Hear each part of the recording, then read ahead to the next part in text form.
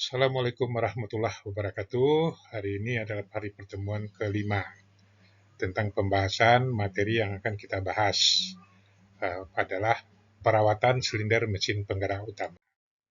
Di mana dalam mesin silinder penggerak utama itu dikaitkan dengan mesin diesel. Karakteristik dari mesin itu ya untuk membedakan motor bakar lainnya adalah dari metode penyalaan bahan bakarnya. Ada di mesin diesel bahan bakar itu diinjeksikan ke dalam ruangan pembakaran ya yang ada di dalam silinder yang berisi udara panas dan bertekanan tinggi. Nah, selama kompresi udara di silinder itu, nah, maka suhu udaranya akan meningkat dan bahan bakar dalam bentuk kabut halus bersinggungan dengan udara panas. Itu akan menyala dan tidak dibutuhkan penyalaan dari luar, ya. Nah, kelebihan dari mesin diesel itu adalah karakteristik dari mesin dieselnya, mesinnya menghasilkan putaran yang kurang lebih ya, tidak bergantung pada kecepatan. Nah, karena banyaknya udara yang masuk ke dalam silinder dalam tiap langkah isap dari torak. Hanya sedikit yang dipengaruhi oleh kecepatan mesin. Banyaknya bahan bakar yang dapat dibakar di dalam silinder itu dengan tiap langkah isap dan usaha berguna yang ditimbulkan oleh aksi torak. Nah, dengan demikian itu harus konstan ya, konstan. Nah, mesin diesel itu mempunyai efisiensi panas yang tinggi, ya. Panas mesin yang lain dengan menggunakan sedikit bahan bakar guna penyediaan daya yang sama, serta menggunakan bahan bakar yang lebih murah daripada bensin. Nah, kekurangannya, nah kalau kekurangan dari mesin diesel itu jelas mesinnya lebih berat, dayanya sedang dalam daya yang sama. Ya pada waktu kecepatan tinggi, mesinnya bunyinya kasar, terutama pada beban ringan. Nah, harga awal dari mesinnya tinggi. Nah, kita berbicara tentang klasifikasi mesin diesel. Ya, mesin diesel itu dapat dibagi menjadi 2 tak dan 4 tak. Di mana 4 tak adalah 4 kali langkah torak, 2 kali putaran porsengkol, 1 kali langkah usaha. Sedangkan 2 tak 2 kali langkah torak, 1 kali putaran porsengkol, 1 kali langkah usaha. Ya, dari mesin 4 tak ya, selama atau proses porsengkolnya turun dari silinder bekerja sebagai pompa yang mengeluarkan hasil pembakaran dari pembakaran dalam proses sebelumnya dan mengisi silinder dengan udara segar. Sedangkan kalau 2 tak itu 2 langkah silinder itu dibilas ya dan diisi dengan udara segar agar udara yang bertekanan yang diberikan oleh satu pompa akan untuk pengembusan dari luar. Jadi kita paham beda 4 tak dan 2 tak itu, kalau 4 tak itu dia mempunyai 4 kali mempunyai kelip isap dan kelip buang, sedangkan kalau 2 tak hanya mempunyai kelip buang saja. Tapi 2 tak itu ada kelip bilasnya. Nah, didesain mesinnya, semua mesin itu didesain dibagi menjadi mesin yang bekerja tunggal dan bekerja ganda. Mesin ganda itu hanya digunakan pada mesin-mesin besar saja. Sedangkan klasifikasi dari mesin itu ada yang berbentuk mesin horizontal, mesin vertikal, ya, terus radial dan silinder berlawanan dengan torak berlawanan. Ya, yang berarti mesin dengan garis tengah dari silinder horizontal, vertikal sejajar, ya, condong dan berbentuk bintang. Nah, di sini juga dengan silinder tunggal dan silinder jamak dengan 2, 3, 4 sampai 24 silinder. Metode penginjeksian bahan bakarnya di sini jelas dikatakan bahwa mesin diesel kecepatan rendah yang asli, bahan bakar diinjeksikan ke dalam silinder oleh hembusan udara tekan yang bertekanan tinggi, sehingga dinamakan mesin injeksi udara. Ya, terus perlengkapan injeksi udara terlalu berat dan rumit untuk mesin kecepatan tinggi dengan lubang-lubang kecil yang menggunakan berbagai jenis injeksi tanpa udara atau mekanis. Saat ini injeksi mesin mekanis digunakan untuk berbagai mesin dari ukuran mesin-mesin silinder, ya, di mesin diesel. Nah, kecepatan, kalau klasifikasi mesin menurut kecepatannya, ya, sebagai mesin kecepatan rendah, menengah dan tinggi, mesin ini mempunyai alasan, ya, berdasarkan fakta bahwa faktor kecepatan yang mempengaruhi desain dari mesin, pemeliharaannya dan umurnya dari mesin tersebut. Nah, itu faktor dari pemeliharaan mesinnya. Nah, bagian-bagian dari mesin diesel, kita di dalam satu pemahaman ya, bagian-bagian dari pengoperasian atau kegunaan dari bagian-bagian mesin itu ya perlu untuk dipahami sepenuhnya. Nah, dari keseluruhan mesin itu, karena setiap bagian dari unit mesin tersebut mempunyai fungsi khusus dari masing-masing unit yang harus dilakukan dan bekerja sama dengan bagian-bagian yang lainnya, sehingga terbentuklah menjadi satu mesin diesel. Ya, jadi mesin diesel itu terdiri dari berbagai macam bagian-bagian yang saling mendukung dan kerjasama. Ya, nah, terus kepala silinder atau cylinder head berfungsi untuk menutup ujung silinder, ya, dan sering berisikan katup 4, ya,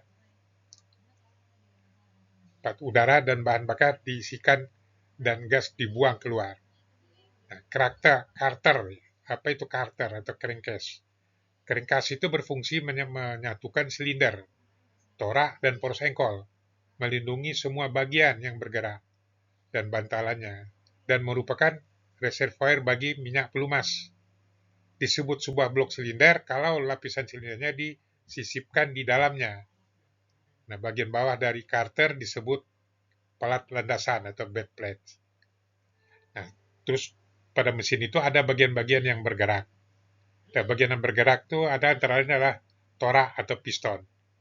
Ya, ujung lain dari ruang bekerja silinder ditutup oleh torak yang meneruskan kepada poros daya yang ditimbulkan oleh pembakaran bahan bakar.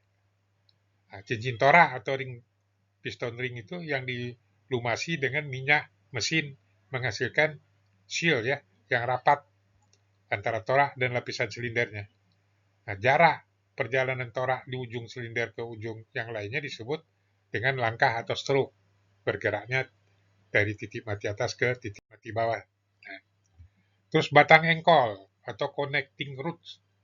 Nah, connecting root itu ya satu ujung yang disebut ujung kecil dari batang engkol.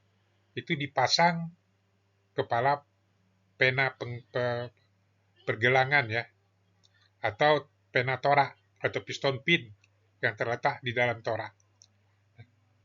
Ujung yang lain atau ujung besar itu mempunyai bantalan untuk pen engkolnya. Nah, batang engkol mengubah dan meneruskan gerak bolak-balik dari torak menjadi putaran kontinu pada engkol selama langkah kerja dan sebaliknya ya selama langkah yang lain. Poros engkol atau crankshaft ya itu berputar di bawah aksi torak mulai batang torak engkol dan pena engkol yang terletak di antara pipi-pipi engkol atau crankwave. Itu meneruskan daya dari torak kepada poros yang digerakkan. Nah, bagian dari poros yang didukung oleh bantalan utama dan berputar di dalamnya disebut tabs atau jurnal. Nah, roda gila atau flying wheel adalah ya itu sangat berat, cukup dikunci kepada poros engkol yang menyimpan tenaga energi kinetik selama langkah daya dan mengembalikannya ke langkah energi lainnya. Nah, roda gila membantu men-start mesin dan juga bertugas membuat putaran poros engkol agar seragam. Nah, poros knock atau camshaft yang digerakkan oleh poros engkol, oleh gerak rantai, ya, atau oleh roda gigi yang bergetar. Nah, waktu penggerakan katup, pemasukan dan katup buang itu melalui knock, pengikat knock, batang dorong, dan dengan ayunnya. Nah, pegas katup berfungsi untuk katup, ya. Pegas katup itu berfungsi untuk katup. Proses kerja motor diesel 4 tak itu adalah langkah masuk, ya, itu ada torak bergerak dari katup, ya, dari bawah katup masuk terbuka dan katup buang tertutup. Melalui katup masuk yang terbuka, udara masuk ke dalam silinder. Di saat langkah masuk itulah tekanan dalam silinder 0,5 bar itu lebih rendah dari tekanan atmosfer. Nah, langkah kompresi itu kedua katup tertutup ya, hisap dan buang. Dan torak bergerak ke atas. Nah, isi silinder bertambah kecil, ya, sehingga udara pembakaran dikompresikan dengan tekanan akhir kompresi menjadi 32 bar, sedangkan temperaturnya meningkat menjadi 550 derajat Celcius. Langkah kerja adalah beberapa saat sebelum torak mencapai titik mati atas, bahan bakar disemprotkan atau dikabutkan oleh injektor, sehingga beberapa saat ya sesudah melampaui titik mati atas terjadi puncak pembakaran bahan bakar.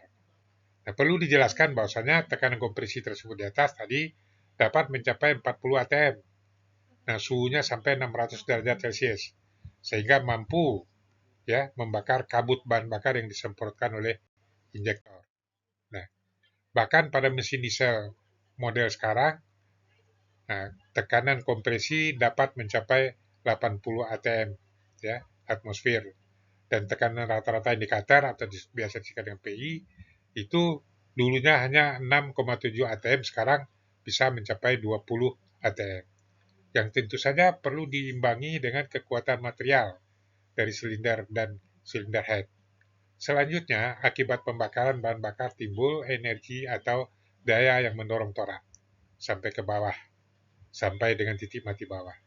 Nah, langkah ini disebut langkah tenaga atau langkah kerja. Nah, langkah pembuangan.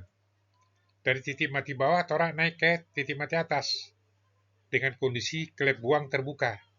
Sehingga gerakan torak naik itu mendorong gas-gas bekas sisa pembakaran dikeluarkan melalui klep buang ya ke cerobong. Nah, atau kemungkinan gas bekas masih mempunyai energi panas. Nah, ini masih dimanfaatkan dengan memanfaatkan turbocharge ya, memutar turbocharge sebelum dibuang ke cerobong. Langkah pembuangan dari gas ini itu terutama untuk mengeluarkan CO2 dan gas bekas. Waktu pindah ke langkah awal hanya ada udara murni di dalam silinder. Nah, itu harus kita indikan ya, udara murni di dalam silinder. Nah, ini dia. Pertamanya langkah hisap ya, torak bergerak dari titik mati atas ke titik mati bawah. Yang kedua kompresi bergerak dari titik mati bawah ke titik mati atas. Ketiga daya, keempat langkah buang. Nah, kerugian dari mesin itu lebih berat dan lebih banyak memakan tempat daripada 2 tak. Ya, yang 4 tak nih ya. Terus 2 dalam pengecoran silinder head lebih komplit ya. Terus ketiga lebih banyak ya. Bentar. Lebih banyak klep dan bagian-bagian yang bergerak atau moving parts daripada 2 tak. Tapi keuntungannya di sini adalah efisiensi volumetriknya lebih baik ya. Pemakaian bahan bakar lebih rendah ya. Pembakaran dan bahan bakar lebih sempurna. Jika diperlukan pompa pembilas untuk ukuran kecil. Ya, jadi kalau 4 tak tidak diperlukan ya pompa bilas. Nah, lebih jarang terjadi gangguan silinder liner karena tidak ada lubang untuk pembilas. Nah, ciri khas dari semua motor diesel. Jadi motor diesel itu mempunyai ciri khas masing-masing ya. Nah, satu, hanya udara isap yang dikompresikan. 2, bahan bakar disemprotkan ke dalam ruang bakar dalam keadaan berbentuk kabut. Ya. Ketiga, tidak memerlukan alat perantara untuk pembakaran. 4, pengaturan waktu kejadian. Nah, kenyataan titik pemisah antara keempat kejadian utama tidak bersekutu ya dengan awal dan akhir langkah bersangkutan. Perbedaannya hanya lebih sedikit dalam mesin kecepatan rendah ya, dan membesarkan kecepatan mesin. Nah, katup pemasukan itu mulai terbuka sebelum titik mati atas atau dengan kata 10 derajat ya, sampai 25 derajat perjalanan engkol. Nah, pendahuluan ini memungkinkan katup cukup terbuka pada titik mati atas ketika torak mulai langkah isap. Katup pemasukan ditutup 25 sampai 45 derajat. Nah, penginjeksian bahan bakar itu dimulai dari 7 sampai 27 derajat sebelum titik mati atas. Akhirnya penginjeksian bahan bakar tergantung pada beban mesin. untuk melepaskan tekanan gas buang sebelum torak mulai langkah balik. Nah, katup buangnya mulai membuka 30 derajat sampai 60 derajat sebelum titik mati bawah dan menutup 10 sampai 20 derajat setelah titik mati atas. Nah, ada yang disebut dengan overlapping. Ya, overlapping itu adalah sebuah kondisi di mana kedua mesin ya intake ya kedua klep intake-nya ya dan out-nya berada dalam posisi sedikit terbuka pada akhir langkah buang ya hingga awal langkah isap. Itu berfungsi untuk efisiensi kinerja dalam mesin pembakaran dalam. Nah, ada hambatan ya dari kinerja mekanis dari klep dan inersia udaranya di dalam manifold. Maka sangat diperlukanlah untuk membuka klep masuk sebelum piston mencapai titik mati atas. Nah, di akhir langkah buang itu untuk mempersiapkan langkah isap. Nah, dengan tujuan untuk menyisihkan semua gas sisa pembakaran, klep buang tetap terbuka hingga setelah titik mati atas ya. Nah, derajat overlapping dalam sangat bergantung dari mesin ini dan beberapa saat mesin ini ingin bekerja.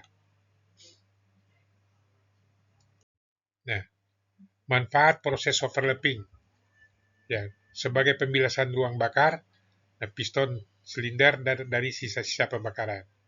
Ya, manfaat sebagai pendingin suhu di ruang udara bakar, membantu exhaust scavenging ya atau pelepasan gas buang, memaksimalkan proses pemasukan bahan bakar.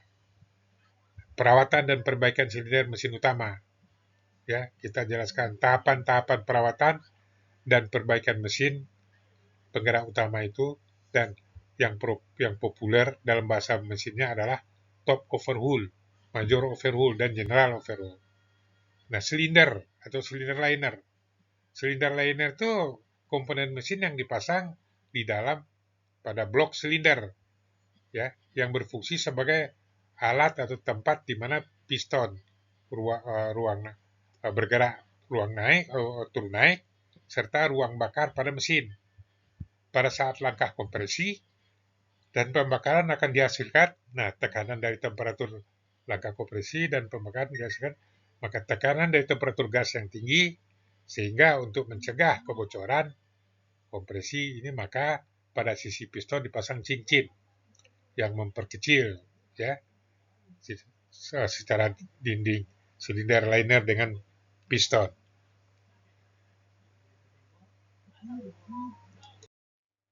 Nah, piston yang bergerak bolak-balik ya mengakibatkan kehausan pada dinding silinder liner bagian dalam. Hal ini akan menimbulkan ya penambahan kelonggaran antara torak dan tekanan kompresi berkurang dan tenaga yang dihasilkan juga jadi berkurang.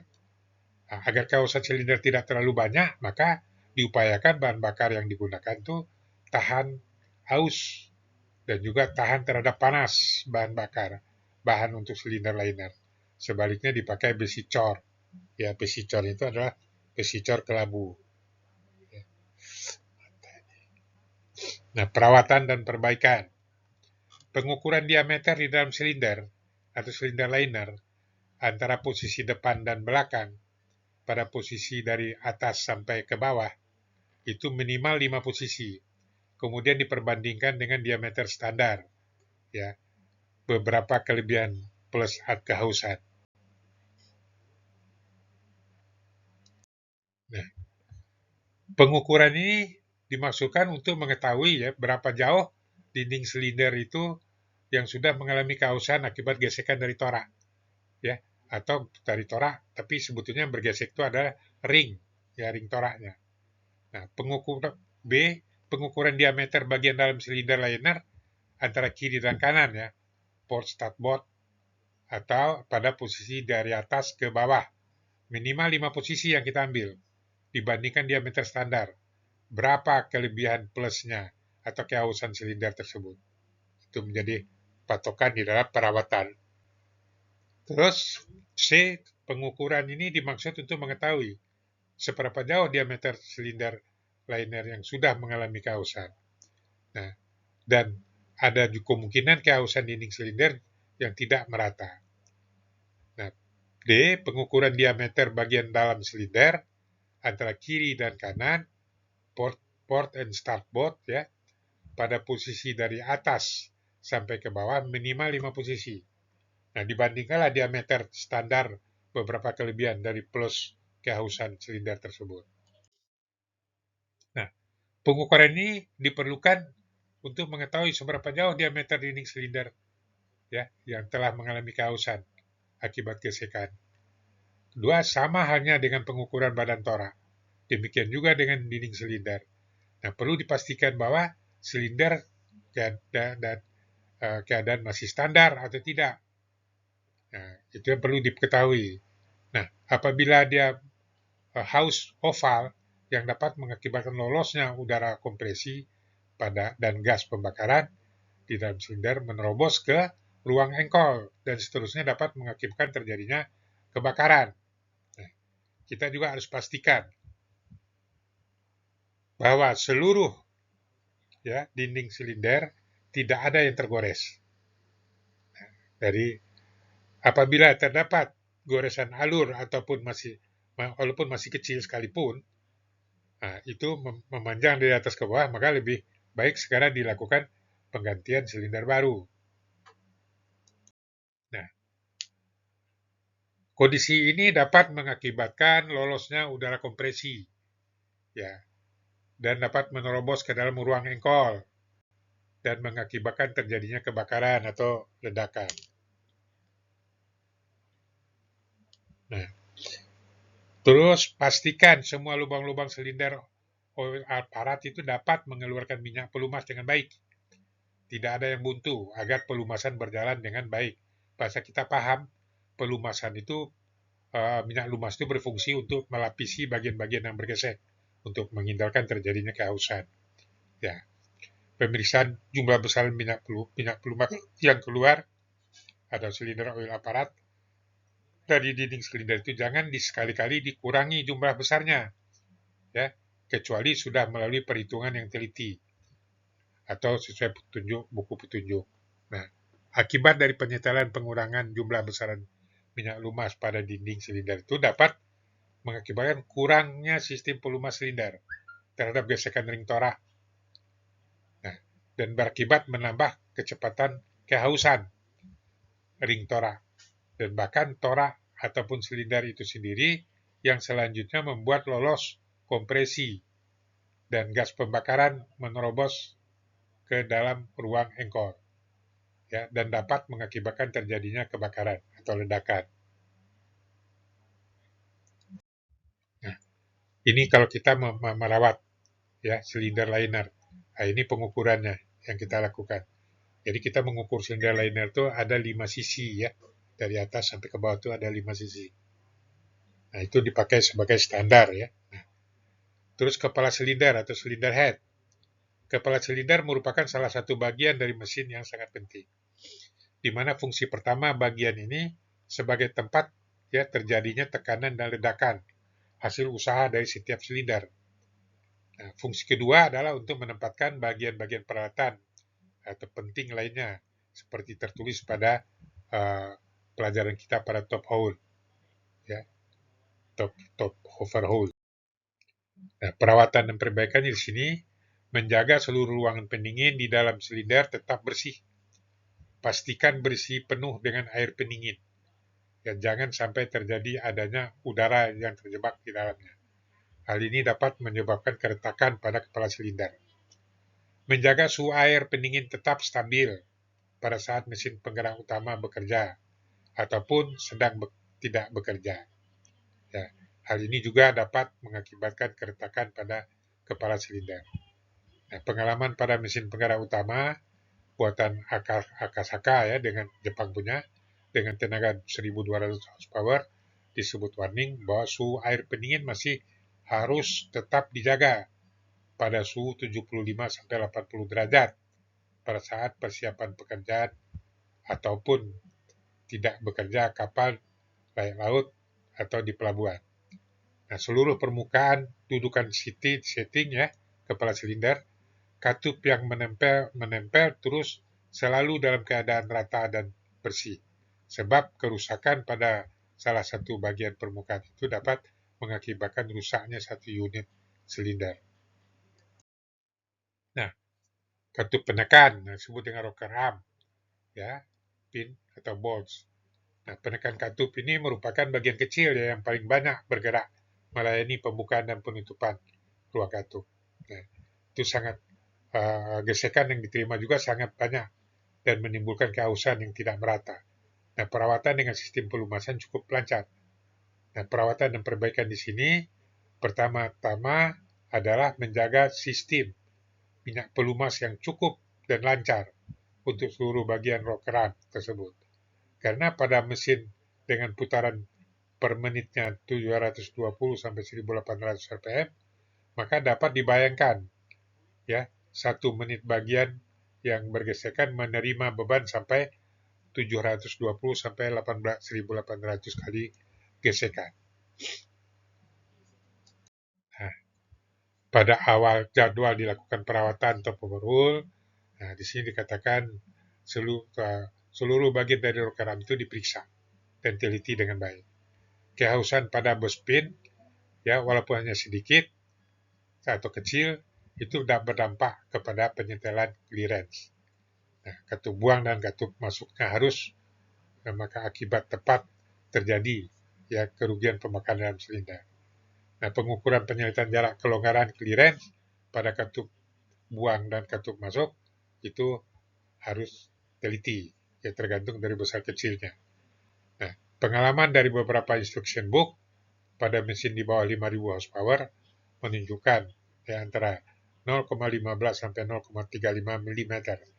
Ya, mesin di atas 5.000 horsepower umumnya 2 tak ya menunjukkan 0,30 sampai 0,50.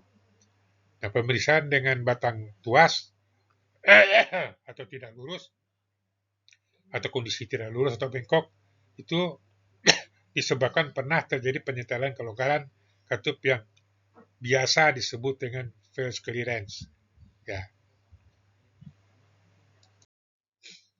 itu karena itu terlalu sempit dan terlalu rapat sehingga pada saat mesin bekerja tidak ada lagi kelonggaran katup dan batang pendorong rokeram. Kondisi itu juga mempercepat rusaknya rokeram. Ya, kerusakan material pada materi diesel itu adalah identik dengan suatu penyakit yang menular. Ya, apabila penyakit itu dibiarkan terus, maka akan meningkatkan kerusakan pada material yang lainnya, sehingga mesin itu kehilangan tenaga dengan sendirinya. Nah, perawatan dan perbaikannya ya. Nah, pemeriksaan batang ya yang sudah bengkok itu sangat mudah sekali, yaitu dengan meletakkan batang tersebut di meja yang benar-benar rata. Kemudian dapat kita lihat, kita gelindingkan. Nah, periksa semua sistem minyak pelumas. Yakinkan semuanya sudah bekerja dengan baik dan jumlah yang cukup.